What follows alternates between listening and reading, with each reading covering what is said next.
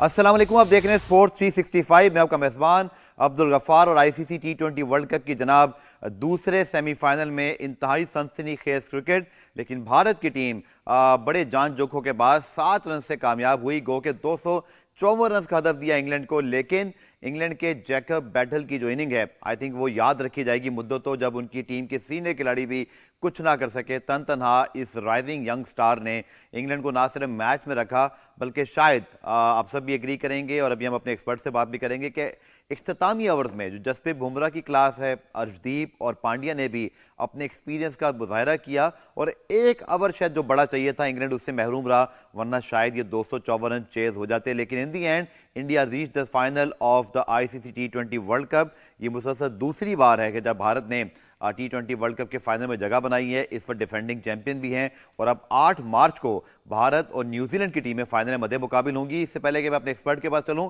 Match summary जी आपके सामने रखते हैं। और इस दूसरे सेमीफाइनल के अंदर रन्स का जो है वो अंबार लगा, बहुत ज़्यादा चौके छक्के लगे, एक थॉरली इंटरटेनमेंट क्रिकेट हुई। आप देख सकते हैं जनाब के 253 रन बनाए इस वक्त इंडिया ने पहले बैटिंग करते हुए। संजू सैमसन ने मुसलसल दूसरे मैच में शानदार बैटिंग की, 89 रन बनाए। इनका जो कैच ड्रॉप किया इंग्लैंड कैप्टन हैरी ब्रूक ने, that prove very costly for them. और जवाब में जनाब जैकब बैटल की शानदार इनिंग के बावजूद इंग्लैंड फेल शॉर्ट, सिर्फ 7 रन से ये मैच हारे। लेकिन नाकदीन भी या इंडियन आप जर्नलिस्ट बात कर लें, एनालिस्ट, वो भी जैकब बैटल इंग्लैंड की तारीफ कर रहे हैं कि इतने बड़े हदफ के ताकुब में जो उन्होंने करेज दिखाई। I think England should held their head very high and they should be very proud of their performances. लेकिन दे ना out of the T20 world cup. मेरे साथ मौजूद हैं रोज़ की तरह स्पोर्ट्स 65 में हमारे एक्सपर्ट, पाकिस्तान के फॉर्मर टेस्ट क्रिकेटर, रुकन selection committee and very solid opener जो पाकिस्तान के रहे शेख मोहम्मद साहब, जिनको आउट करना बहुत मुश्किल काम होता था टीमों के लिए।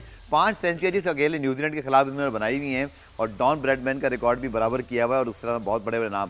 शेख भाई, welcome to the show again. What a great match of cricket, we really enjoyed it. कोई हिलना नहीं चाहता था इस मैच से कि इसकी आखिरी बॉल तक मैच देखना है, और यहाँ तक कि जोफ्रा आर्चर आखिरी तक भी छक्के लगाते रहे। They remain in the fighting spirit. A great game of cricket जो कि याद रखा जाएगा इंग्लैंड की बैटल की शानदार फाइट बैक से और ओवरऑल जो इस मैच में जो सब कुछ हुआ। बिल्कुल, बहुत ही सिंसिलेटिंग मैच हुआ और England almost pulled it of, they almost pass against their own English exams.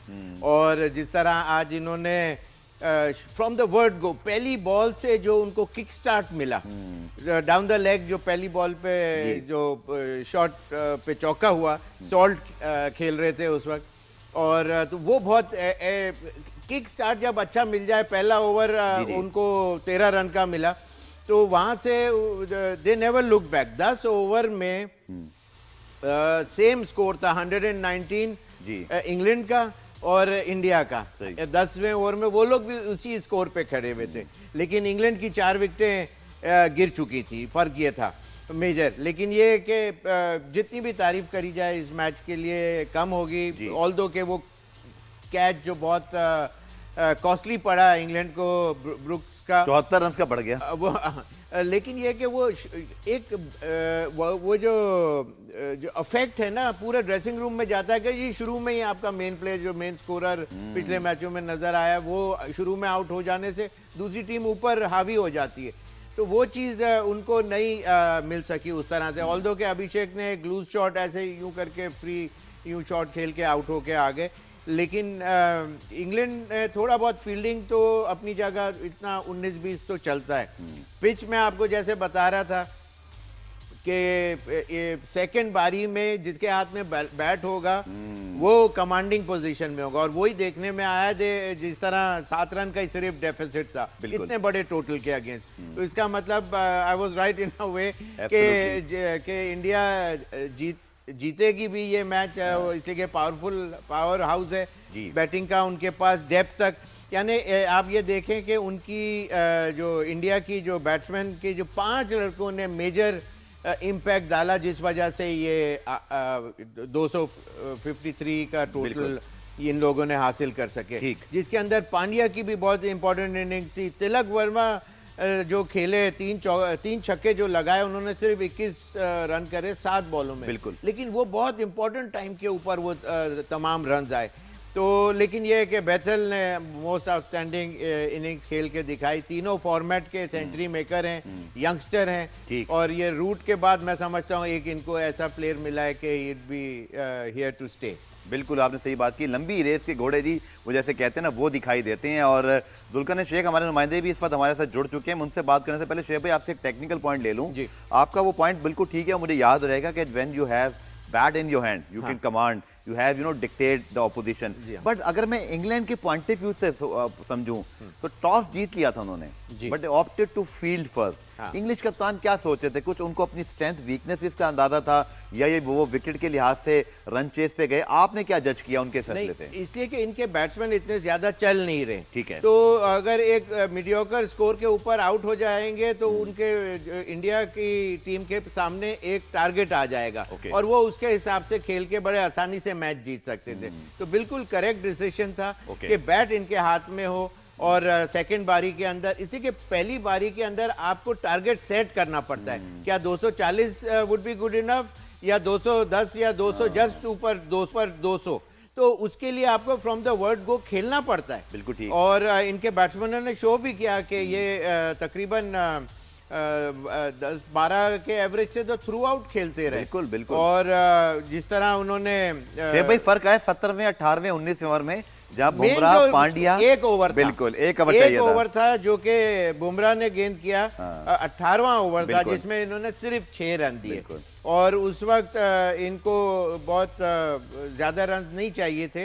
एक टाइम पे उनको 63 रन चाहिए थे सिर्फ 26 बॉलों में, but yet they came so near yet so far though. बिल्कुल, और जसप्रीत बुमराह की जी तारीफ करना पड़ेगी कि ये बॉलर, मुझे याद है 2016 में भारत जब अपने घर में हारा, वेस्ट इंडीज़ ने इनको सेमीफाइनल में शिकस्त दी थी। जुल्करनैन आपको याद होगा, मैंने भी वर्ल्ड कप कवर किया, आप भी शायद उसको कवर कर रहे थे। सो वहाँ पर यही बांडिया मौजूद थे, यही बुमराह मौजूद थे, विराट कोहली उस वक्त कैप्टन थे। लेकिन आप देखें ना कि अपने दोनों स्टार बॉलर्स को या ऑलराउंडर को कैरी किया इंडिया ने। दैट इज़ हाउ कंसिस्टेंसी और आपकी जो प्लेयर्स ग्रूमिंग होती है। Now they are the world beaters. खासतौर पर बुमराह की बात करें, arguably he is one of the finest ever T20 and one day bowler, जो कि इतनी कंसिस्टेंट परफॉर्मेंस दिखाता है। आज शायद अगर बुमराह की जगह कोई और बॉलर होता तो इंडिया ये मैच हार सकता था। तो डिफरेंस इस जसप्रीत बुमराह, दुल्कनन डिफरेंस जस्टिस बुमराह भी है और उसका इंडियन कप्तान भी है। आप अगर इस थोड़े से मैच को देखें कि जिस तरह अभी शेख भाई बता रहे थे कि 10वें ओवर में दोनों बराबर थे, और लग रहा था कि इंग्लैंड 12 ओवर पर जब इन्होंने स्टे कर लिया और लगता था कि इंग्लैंड जो है अब वो 55% पे आ गए, तो आप सोचे कि पाकिस्तानी कप्तान होता तो उसने बुमराह उसके पास मौजूद होता तो वो उससे 16वां और 18वां ओवर करवाने की बजाय 18वां और 20वां ओवर करवा रहा होता, और तब तक बीच में कोई दुबे टाइप पाकिस्तानी बॉलर लगाता और जो है आपका स्कोर जो है वो पहुंच चुका होता। अग्रेसिव कप्तानी भी आप देखें कि उन्होंने क्या की, कि उन्होंने अपने एक बात था कि जब कमेंट्री में ये डिस्कशन भी हो रही थी कि क्या ये छठा बॉलर लाएंगे, और अगर छठा बॉलर लाएंगे तो किस हिसाब से लाएंगे। तो जो कप्तानी है वो आप कहें, मैच इंग्लैंड जरूर आ रहा है, मैच इंग्लैंड जिस तरह खेला है ये वही जीत है इंडिया को मिली है। जिस तरह मैं शायद एग्जांपल आपको अच्छी ना लगे, मतलब इंडिया जीत जरूर गया है, लेकिन आप, मैं एज ए क्रिकेट फैन, लोग अप्रिशिएट कर रहे हैं कि इंग्लैंड जो है उसकी टीम ने जिस तरह फाइट की है। लेकिन दूसरी तरफ हमें यह भी देखना चाहिए कि इंडियन कप्तान ने जिस तरह अपने बॉलर्स पर एतमाद किया, बुमराह की आप तारीफ करें तो उनको इंडियन कप्तान इस्तेमाल भी उसी तरह करते हैं। हमारे हाँ जो ट्रेंड होता है उस तरह इस्तेमाल भी नहीं करते, और बुमराह के बारे में जितनी तारीफ की जाए वो कम है। और मेरा ख्याल है आप अगर स्कोर कार्ड पे देखेंगे तो आपको संजू सैमसन नजर आएगा, आपको बीटल नजर आएगा, लेकिन इस पूरे मैच के अंदर आपको एक मतलब एक दिमाग में आपको वो कैच भी याद करने चाहिए जो अक्षर पटेल ने किए हैं। वो कैचेस भी बहुत इंपॉर्टेंट है, जो उनके 3 कैचेस जो है वो भी मैच जो है वो उसका फर्क है। तो टीम खेली है गफार भाई, टीम खेलती है ना तो फिर रिजल्ट भी आता है, और टीम इंग्लैंड की भी खेली है। मतलब अगर आज उनकी ऊपर से बैटिंग क्लिक नहीं की तो बीटल ने आज अपने T20 कैरियर का पहली सेंचुरी और सबसे हाईएस्ट स्कोर किया है। तो ये टीम होती है, और एक बड़ा अच्छा सेमीफाइनल हुआ। इस सेमीफाइनल को आप भी याद रखेंगे, हम भी याद रखेंगे, और इतना तो था एक टीम ने, लेकिन ये है कि इंग्लैंड ने इस सेमीफाइनल को सेमीफाइनल की तरह खेला है और मजा आया है भारत। बिल्कुल, ये कहते हैं ना truly worthy of a semifinal. जो बड़ा पॉइंट आउट जबरदस्त किया दुल्करनैन ने, मैं भी उस कैच की तरफ आने लगा था, लेकिन उन्होंने सब बीच में जो कि जवाब दिया। तो मैं वही सवाल, एक तो वो कैच जो अक्षर पटेल और फिर कोलैबोरेशन में हुआ, that was a very very की मोमेंट इन द गेम, क्योंकि पार्टनरशिप शोएब भाई लगी हुई थी। दूसरा ये जो मैं देख रहा हूँ कि 16वें ओवर में बुमराह के जी सिर्फ जो है वो रन आए 8, उसके बाद सिर्फ 16, 17 में 18वां ओवर किया तो वो 6 रन बने, 9 रन बने। जी जी, वही मैं आपको बता रहा था। देखें कितना इंटेलिजेंटली उनके कैप्टन ने प्ले किया। बुमराह स्ट्राइक बॉलर है, विकेट टेकिंग बॉलर है। बिल्कुल। 5वां ओवर उन्होंने किया, उसमें सिर्फ 7 रन दिए और विकेट भी हासिल करी। फिर उसके बाद इन्होंने 11वां ओवर किया जिसमें 12 रन जरूर दिए, और फिर उसके बाद इन्होंने किया 16वां ओवर जिसमें सिर्फ 8 रन दिए, और जो मोस्ट इंपॉर्टेंट जो ओवर था 18वां, उसमें सिर्फ 6 रन दिए। तो ही वॉज प्लेड बिल्कुल ब्यूटिफुली फॉर इंडियन साइड के जब जरूरत थी पिच विकेट लेने की तो 5वें ओवर में लेके आए, इसलिए कि उनको विकेट टेकिंग बॉलर भी है, रन भी रोकना था, इसलिए कि पावर प्ले चल रहा था। ठीक, तो वो इंटेलिजेंट क्रिकेट खेली, और फिर 16वां और 18वां ओवर जहां उनको तकरीबन 14-15 रन का एवरेज चाहिए था पर ओवर, तो वहां उस वक्त उन्होंने आके उसको ब्रेकें इतनी लगा दी कि आखिर में उनको डूबे को चांस देने में कोई फिक्र नहीं थी कि एक बॉल अच्छी पड़ गई आएगी तो मैच हमारे हाथ में आ जाएगा। तो ये this was only due to him. और उसके बाद वाला जो 19वां ओवर पांड्या ने जो किया, उसके अंदर ऑल्दो 9 रन दिए, लेकिन उस वक्त ज्यादा रन की जरूरत थी इंग्लिश साइड को। बेथल आउट हो चुके हुए थे, तो बहुत फिर भी अच्छा ओवर किया, और वहाँ उस आखिरी ओवर में उनको बहुत ज्यादा 224 थे 19वें ओवर में, 6 विकेट डाउन। बिल्कुल। तो उस पॉइंट ऑफ व्यू से इनको 26, 27, 19 ओवर में भी 9 ही रन बने। इसी तरह अर्शदीप की भी तारीफ करना पड़ेगी, बड़े बड़े कैलकुलेटेड यॉर्कर्स वो कर रहे थे। लेकिन आप शोएब भाई समझते हैं, जो कमेंटेटर्स वो ये भी बात कर रहे थे, नासिर हुसैन भी और उनके साथ जो रवि शास्त्री मौजूद थे, कि बुमराह को सी ऑफ करना भी जरूरी था। बड़ा समझते हैं कि शायद जो 16वां ओवर या जो उनका 18वां ओवर था, थोड़ा सा चांस ले लेते, विकेट का चांसने का तो डर था, लेकिन आपके शायद आखिरी ओवर तक। तो आप समझते हैं कि वो जो मजबूरी थी कि इतने बड़े बॉलर हैं, कोई रूम देते ही नहीं है, और सीधी बात है कि उनको मारना भी चाहते तो शायद आसान नहीं होता, जैसे मैं कह रहा हूँ, थोड़ा सा चांस ले सकते थे, रिस्क ले सकता था इंग्लैंड? नहीं, वो उन्होंने चांस ले सकते थे जब कि वो अलाउ करता, वो वाली बॉलिंग करता। डेथ ओवर के अंदर उसने बॉल आप देखें ना, बिल्कुल विकेट टू विकेट रखा, और पेस जो थी वो जबरदस्त पेस थी, और परफेक्ट यॉर्कर की तरह उसके बैट पे आ रही थी, कि वो हिट इतनी नहीं जोर से, लंबी शॉट जो है ना, बड़ी एलिवेटेड शॉट, इसलिए कि बिल्कुल जड़ में जब बॉल आती है तो फिर वहां बड़ा मुश्किल हो जाता है उसको एलिवेशन देना। तो वहां बहुत इंटेलिजेंट बॉलिंग करी, अलाउ करते जब वो बॉलें ऐसी देते। हाँ, सही बात है, स्निफ भी मिलता तो शायद वो कोई कहते हैं पैडल शॉट की तरफ जाते। But Bumrah because of this reason कि उन्होंने ऐसे जैसे कंप्यूटराइज बॉलिंग करते हैं कि हर टारगेट लोड है और वहीं पर बॉल आ रहा है। और एक और चीज गफार के उसके फेशियल एक्सप्रेशन देखे आपने, बिल्कुल काम और फोकस ऑन हिज बॉलिंग उसके फेस के ऊपर था कि लाओ मुझे बॉल दो, मैं गेंद करके तो every time it deliver, this is so amazing. जैसे हमारे ग्रेट फास्ट बॉलर होते थे, मैं तो उनको लिमिटेड ओवर्स में उसी लीग में शामिल रखूंगा, जैसे वसीम, वकार, मैकग्रा, टोटली रिलायबल, जिनके ऊपर कैप्टन आंखें बंद करके एतबार कर सकते हैं। ये उसी तरह के बॉलर हैं अपने मुल्क के लिए।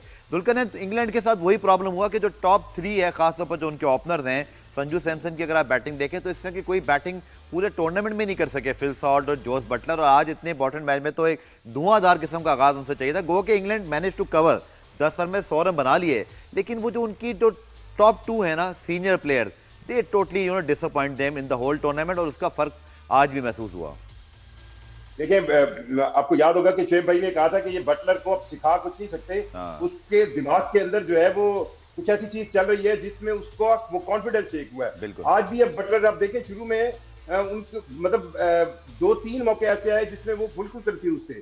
तो ये तो नाकामी जरूर रही है इंग्लिश टीम की, लेकिन अच्छा ये दोनों ओपनर जो है, या आप उनको कहते हैं कि ये दोनों ओपनर पूरे टूर्नामेंट में नहीं चल रहे, लेकिन कहीं ना कहीं इंग्लैंड की टीम सर्वाइव कर रही थी। बड़े स्कोर, आज जिस तरह बड़े स्कोर को उन्होंने चेस करने के लिए जितना सर्वाइव किया, शायद ये पीछे इतने स्कोर वो नहीं कर सके। मतलब उन्होंने 146 के स्कोर करके श्रीलंका को 100 से पहले आउट कर लिया, इस तरह के मैचेस जरूर हुए हैं, लेकिन आज के मैच के अंदर अब ये तो कहेंगे ना कि इंग्लिश टीम जो है वो, अगर उनके पास कुछ थोड़े से ओपनर उनके चल जाते, ये नहीं कह सकते आपके ये ओपनर अच्छे नहीं थे, ये शायद क्लिक नहीं कर सके, या शायद वो उनके लिए ये अच्छा टूर्नामेंट नहीं था, लेकिन इंग्लिश टीम जिस तरह की एंट्री उन्होंने T20 वर्ल्ड कप में दी थी, इस तरह की काउंटिंग में नहीं थी कि वो सेमीफाइनल तक आए, और सेमीफाइनल में भी इंडिया के खिलाफ इतना भरपूर मैच खेले, और मेरा ख्याल में वो इस वर्ल्ड कप से बाहर मुतमईन ही जा रहे होंगे, और मुझे यूं लगता है कि जो उनके टारगेट थे उनसे वो ऊपर ही आए हैं।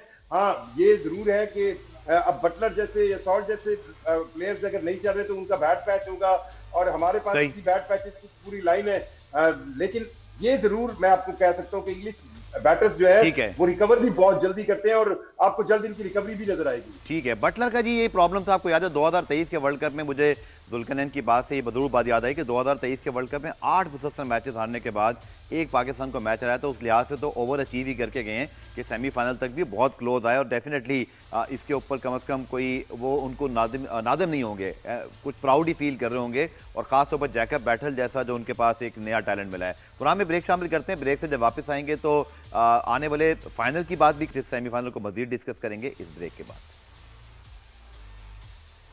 प्रोग्राम में खुश आमदीद। तो जनाब हम बात करें ICC T20 वर्ल्ड कप की, और भारत ने इंग्लैंड को 7 रन से शिकस्त दी, और अब 8 मार्च को जो भारत और न्यूजीलैंड की टीम है वो मध्य मुकाबिल होंगी। इंग्लैंड को शिकस्त हो गई आज के मैच में। इससे पहले कि मैं बदियू जमा को भी पॉइंट में प्रोग्राम में शामिल करूं, तौसीफ भाई जो आपने देखा कि विकेटें, शेख भाई जो आज कितना क्लोज आया 3 विकेटें गिरने के बाद, मिडल ओवर्स के अंदर में ऐसे लगा जैसे भारत के कप्तान बड़े पुरुमीद थे कि 250 रन बन गए हैं, हम तो बहुत सारी मैच जीत जाएंगे। तो वो आपने कैसे एनालाइज किया? वहाँ थोड़ा सा वो कहते हैं ना फॉर ग्रांटेड ले लिया उन्होंने इंग्लैंड को। 2 चीजें थी जो इंडिया ने बहुत अच्छी नहीं की। जी। एक तो जब उनको विकेटें मिलना शुरू हो गई, तीसरी विकेट छठे ओवर में ही मिल गई थी उनको, 68 टोटल था उनका। उस ओवर में हालांकि 23 रन वरुण को पड़े थे एक ओवर के अंदर, तो वो करीब जो उनको जो टारगेट चाहिए था उस पे आ तो गए, लेकिन विकेट भी मिल गई थी, तो उनको ऐसा लग रहा था कि अब they went with the flow, और जिस तरह के अभी 10, 15, 20 रन और करेंगे, 2-4 छक्के मारेंगे, फिर एक विकेट दे देंगे और मैच यूं जल्दी खत्म हो जाएगा। लेकिन वो चीज जब नहीं हुई, जब 150 के करीब आए तो इनके सांसें ऊपर नीचे हुई। और दूसरा एक इम्पॉर्टेंट फैक्टर, अगर ये इंग्लैंड जीत जाता तो एक पॉइंट ऐसा था कि 10वें ओवर के करीब में एक रन आउट चांस बना था बेथल का, ठीक है, जिसमें मेरे ख्याल से अक्सर पीछे खड़े थे और विकेट से वो स्क्वायर लेग की तरफ बॉल गई, पांड्या ने शायद थ्रो करी जी। और वो बहुत पीछे जाके खड़े हो गए। विकेट के करीब होते तो यूं पकड़ के आराम से 3-4 फुट से भी ज्यादा थे बेथल बाहर, ठीक है। जब उनके हाथ में आई तो उन्होंने यूं पकड़ी और फिर यहाँ से थ्रो करी रोल करके, तो वो पॉइंट ऐसा था कि अगर वो उसको वहीं देर एंड देन किल हो जाता। 125 टोटल था, 4 विकेटें ऑलरेडी गिरी हुई थी, और यहाँ बेथल आउट होते तो ये करीब, तो ये ऐसा पॉइंट था जो इनकी अपनी मिस्टेक थी। जैसे सैमसन का कैच ब्रुक्स ने छोड़ा और उनको ये डिफीट देखनी पड़ी, बिल्कुल इस तरह इंडिया को डिफीट देखनी पड़ती अगर वो रन आउट अगर कर लेते, ठीक है, तो ये इतने करीब भी नहीं आ पाते। ठीक है, बदी मैं आपके पास आता हूं, और यकीनी तौर पर जो आज भारत की कामयाबी है उसके साथ साथ जो पाकिस्तान क्रिकेट में हो रहा है, मैं जरा उसको लिंक करता हूं। मैं भी बात कर रहा था शेख भाई से कि जो पांड्या और बुमराह ये 2016 के उस सेमीफाइनल में भी मौजूद थे जहां बड़े यंग थे, इनको रन्स पड़े, भारत बाहर हुआ, हार्ट ब्रेक हुआ, बट उन्होंने इनसे उनके साथ किया, उनको रखा, उनको शामिल रखा। मैं इस पर ज़रूर बात करूंगा, लेकिन हमारे यहाँ क्या खबरें आ रही हैं कि जो आज सिलेक्शन कमेटी है उसमें वेबसाइट पे सीधा अपडेट हो गए जी कि मिसबाउल हक और सरफराज अहमद भी अब सिलेक्शन कमेटी का हिस्सा होंगे। पहले टेस्ट हेड कोच के हवाले से भी सरफराज का नाम आया था, तो कुछ इस बारे में बता सकते हैं कि ये मतलब हो क्या रहा है? मतलब जो पाकिस्तान क्रिकेट में मतलब प्रेस रिलीज आना क्या बंद हो गई है, अब वेबसाइट पे अपडेट होना शुरू हो गए हैं? देखिए, अब जो पाकिस्तान क्रिकेट बोर्ड जो है बहुत ही मोहतात अंदाज से जो है वो चल रहा है। जो आपने बात की सरफराज अहमद को हेड कोच बनाने की, तो जब ये खबरें चली तो मेरी सरफराज से जो बात हुई थी तो सरफराज ने कहा कि वो ऐसी कोई भी बात नहीं है, ना ही पाकिस्तान क्रिकेट बोर्ड ने मुझसे रब्ता किया, और मैं भी जो है बातें ओह! सुन ही रहा हूँ। तो अब सर ये है कि अब देखिए जिस तरीके से सिलेक्शन कमेटी का ऐलान जो है आप वेबसाइट पर कर रहे हैं, अगर यही प्रेस कॉन्फ्रेंस हो जाती है और वहाँ पर 2-4 सहाफ़ी बदी कोई ऑफिशियल सवाल प्रेस पूछ रिलीज लेते आया हैं। है सिलेक्शन कमेटी का, या वेबसाइट पे अपडेट हो गया सिर्फ? तो अभी तक कोई नहीं आई। अभी तक जो पाकिस्तान क्रिकेट बोर्ड का जो ग्रुप है, उसमें कोई भी ऑफिशियल जो जी। है वो ये नहीं आया कि हमने जो है सिलेक्शन कमेटी अनाउंस कर दी। ये सिर्फ वेबसाइट की जो खबर है, जिसमें आपने खुद देखा तो मिसबाह अब हम उल्लाह के वेबसाइट सरफराज खोल के अहमद बैठा ने रहा करें, उसको अपडेट करने के लिए F5 प्रेस करते रहें, अभी कुछ अपडेट होगा? बिल्कुल, आप सही कह रहे हैं। देखिए, अब तो पाकिस्तान क्रिकेट में यही देखने को हमें हाँ, रह गया है कि हमें अपडेट भी जो या तो उनको ट्विटर से लेनी पड़ती है या पाकिस्तान क्रिकेट बोर्ड की वेबसाइट से लेनी पड़ रही है। तो ठीक ये है। चीज़ें मेरे ख्याल में क्रिकेट के लिए अच्छी नहीं है और ऐसा नहीं होना चाहिए। अभी एक ये है कि पाकिस्तान की जो टीम है वनडे की वो अभी कराची शायद पहुँचने वाली है और उसके बिल्कुल, बाद कल से कैंप 2 लग दिन रहा का है यहाँ यहाँ पर। पर कैंप है। तो हो सकता है कि हम मुझे तो यही शक लग रहा है कि पहले दिन कवर करने देंगे, नहीं देंगे। दूसरे दिन की जो एडवाइज़री उन्होंने डाली है ठीक कि है। वो एक प्लेयर से जो है वो बात भी करवाएँगे। तो अब देखिए वो नए प्लेयर को ला देंगे ताकि ऐसा ना हो कि कोई वर्ल्ड कप के हवाले से सवाल कर ले या कोई इस चले तरीके बदी, से मैं इसके सवाल ऊपर कर आके ले। बात तो जरूर ये करता हूँ आपसे, चीज़ें जो मीडिया के मामलात हैं। मैं जरा शेख भाई वो जो पॉइंट मैंने रेस किया ना कि पांड्या और आपके बुमराह उस वक्त यंग बॉलर्स थे और पिट गए, ऐसा नहीं कि वो आते ही ओवरनाइट को स्टार बने थे, बट उनको रन्स पड़े। बट 10 साल बाद उन्होंने अब इस सिचुएशन में आ गए कि वो अपनी टीम को मैच जितवा रहे हैं। इस पर आपकी क्या राय है कि ये कैसे आपको जज करना होता है? या हमारे यहाँ तो अब देखें ना, बाबर, रिजवान, शाहीन, बड़े अरसे बाद हमें ऐसे प्लेयर मिले थे 90s के बाद जो लंबा भी खेल रहे थे, ICC अवार्ड भी जीत रहे थे, बट समहाउ या तो उनमें से शाहीन की परफॉर्मेंस बुरी हुई या बाबर, रिजवान को हमने उनके नंबरों से आगे पीछे करना शुरू किया और इवेंचुअली वी लॉस्ट एवरीथिंग। ऐसे लग रहा है जैसे हम वो टीम ही नहीं है जिसने 4-5 साल पहले वर्ल्ड कप के फाइनल सेमीफाइनल खेले थे। हम तो बिल्कुल ही मतलब अब फारिग तरीन टीम ICC इवेंट में, माजरत के साथ ये मैं वर्ड यूज़ कर रहा हूँ, क्योंकि 3 मुसलसल इवेंट में तो आप सेमीफाइनल में नहीं पहुंचे। तो ये फ़र्क क्यों है शेख साहब? ये मेजर फर्क जो है वो बड़ा सिंपल है। उसका रीज़न ये है कि वहाँ के जो प्लेयर्स हैं वो अपनी परफॉर्मेंस के ऊपर कंसंट्रेशन उनकी होती है। ठीक है। वो कॉन्स्पिरेसी थ्योरीज में नहीं पढ़ते, कैप्टनसी की रेस में नहीं पढ़ते। ठीक है। और हमारे वहाँ ज़रा सी कोई परफॉर्मेंस होती है तो कैप्टनसी की रेस में बातें शुरू कर देते हैं, लोगों से बुलवाते हैं, मीडिया हाउसेज से बुलवाते हैं और उसका सर क्रिकेट बोर्ड का कसूर नहीं है कि एक कप्तान को भी तब्दील करके दूसरे को लाकर तीसरे को लाकर ये भी तो कंट्रोल कर रहे हैं ना? तो यही तो बात है। इसीलिए तो मैंने आपको कहा कि जब सरफराज बना था तो I was the first one in Pakistan जिसने बोला कि तीनों फॉर्मेट का एक कैप्टन होना चाहिए और वो सरफराज होना चाहिए। ठीक है। और दूसरी बात ये कि सारी कॉन्स्पिरेसी थ्योरीज जो हैं और जी मैं बन जाऊं इसका कैप्टन उसका कैप्टन, वो सारी किल हो जाएंगी और कुछ सालों के लिए अनाउंस करके उसके ऊपर स्टिक करें अपने आप को कि वो चेंजेस नहीं आएंगे ताकि गेम के ऊपर लोगों की भाई जो कंसंट्रेशन हमने सरफराज के साथ किया जब वो T20 की नंबर 1 टीम थी, ठीक है वनडे और टेस्ट की परफॉर्मेंस थोड़ी सी आगे पीछे थी, लेकिन T20 में बिल्कुल ठीक जा रहे थे। फिर जब बाबर के अंडर हम फाइनल सेमीफाइनल खेले, टीम एटलीस्ट जेल थी, कोई यूनिटी के अलावा प्रॉब्लम नजर नहीं आ रही थी। आपने ये दोनों गलतियां मुख्तलिफ अदवार में की बट सीखा नहीं इससे आपने, ऐसा ही है? होता ये है ना कि फिर हमारे यहाँ बोर्ड फौरन चेंज हो जाता है। बोर्ड में जब आते हैं तो बोर्ड भी तब्दील नहीं हो रहा, बोर्ड तो बड़ा पावरफुल है। नहीं अब की बात और है।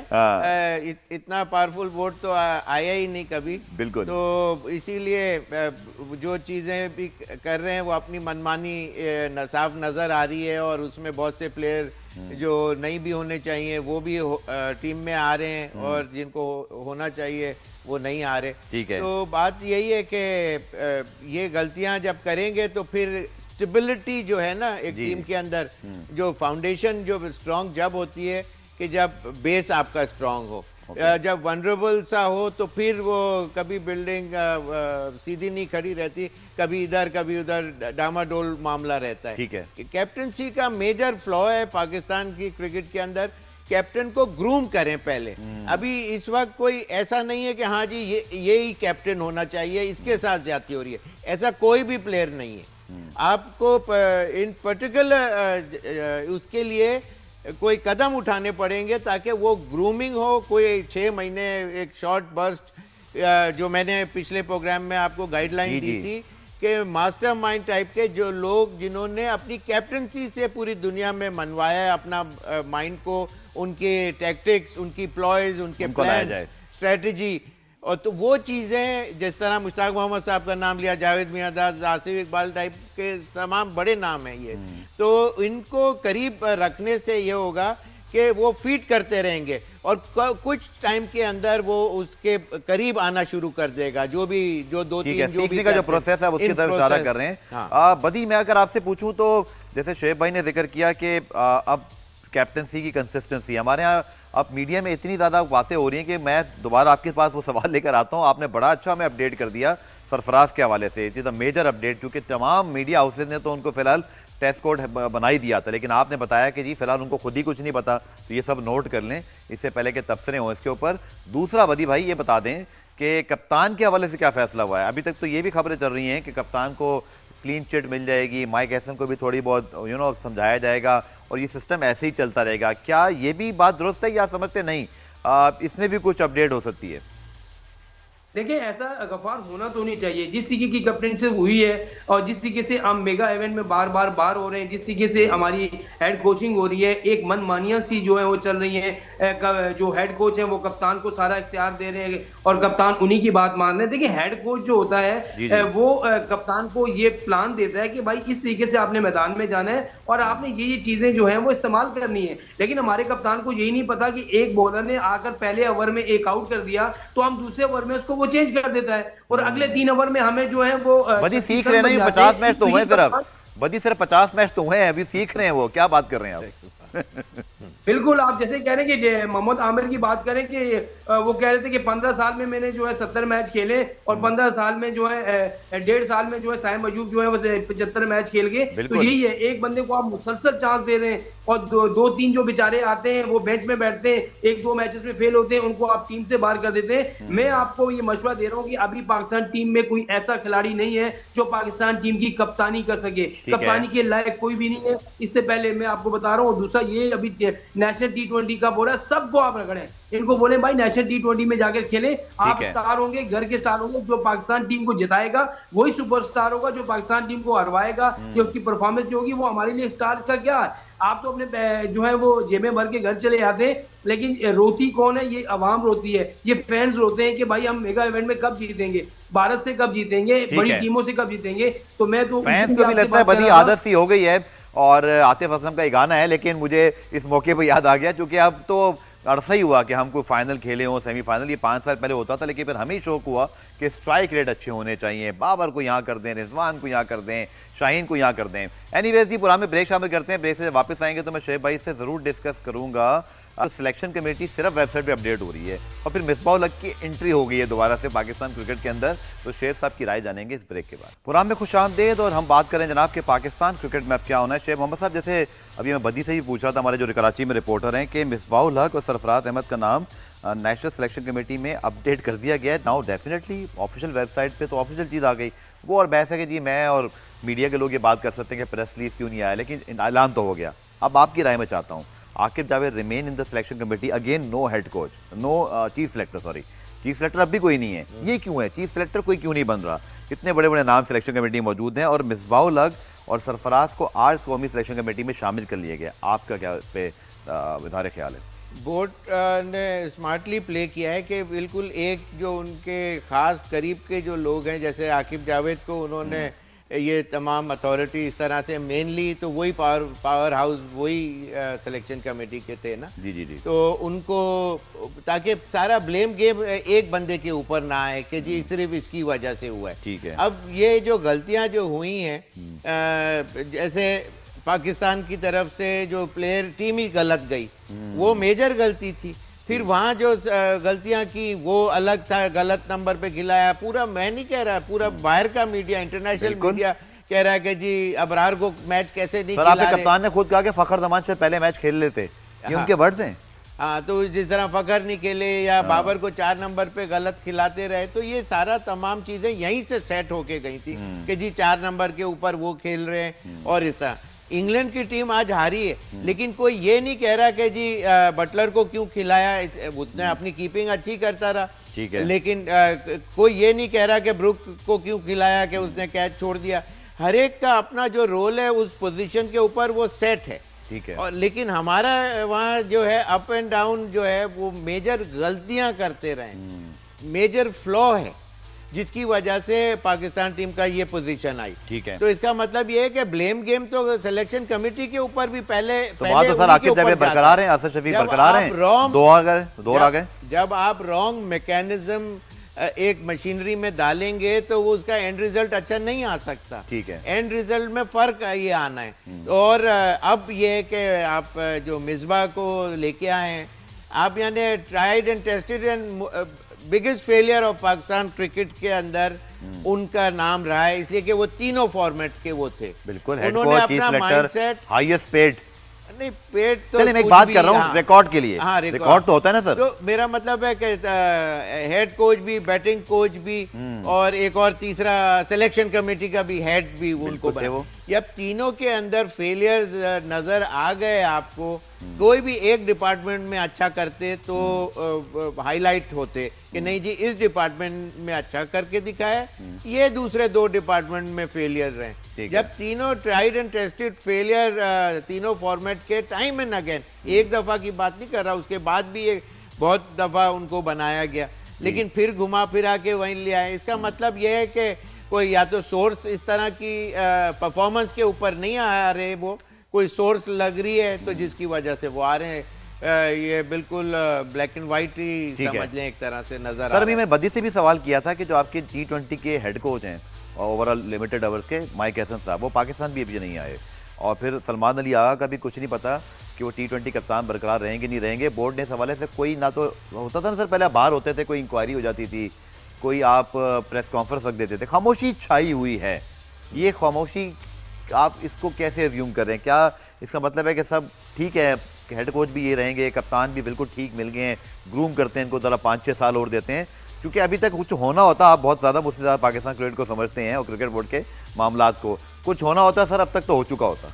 हाँ बिल्कुल, कहा वो लोगों ने फिर यही बोला होगा ना, कोई हैस्टी डिसीजन आप ना लें, इस वक्त ये हार जीत होती रहती है, और ताकि ये कि वो जो गेम प्लान जो कुछ प्लेयरों को इंडक्ट करने का या कैप्टनसी का या ये जो बीच में जो पॉलिटिक्स एक तरह से क्रिकेट टीम के अंदर लेके आने का जो एस्पेक्ट है वो नुमाया नज़र आ रहा है।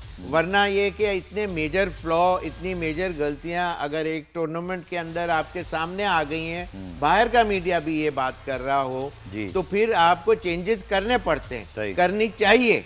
लेकिन ये कि अगर नहीं कर रहे तो इसका मतलब आप फेस सेविंग कर रहे हैं। सीधी सी बात है सर। चॉइस नहीं है हमारे पास, जैसे बदी कह रहे थे कि कोई ग्रूमिंग, जैसे आपने साहबजादा फरहान का नाम तो लिया, लेकिन इसके अलावा कोई ऐसी चॉइस दिखाई नहीं दे रही, या बोर्ड ने अभी ये भी हो सकता है कि शायद अभी फैसला ही नहीं किया, क्योंकि T20 6 महीने बाद है आपका, तो मे भी इस वक्त आपके सामने रीजन के हालात भी हैं, PCB के चेयरमैन खुद वजीर दाखिला भी हैं, ठीक है मैं समझ सकता हूँ कि उनकी मसरूफियत उन मामलात पे भी रही होगी। ऐसा तो नहीं है कि अभी इस बारे में कुछ सोच विचार ही ना हुई हो, क्रिकेट बोर्ड भी हमें ये बात बता सकता है, बट आपकी क्या राय है?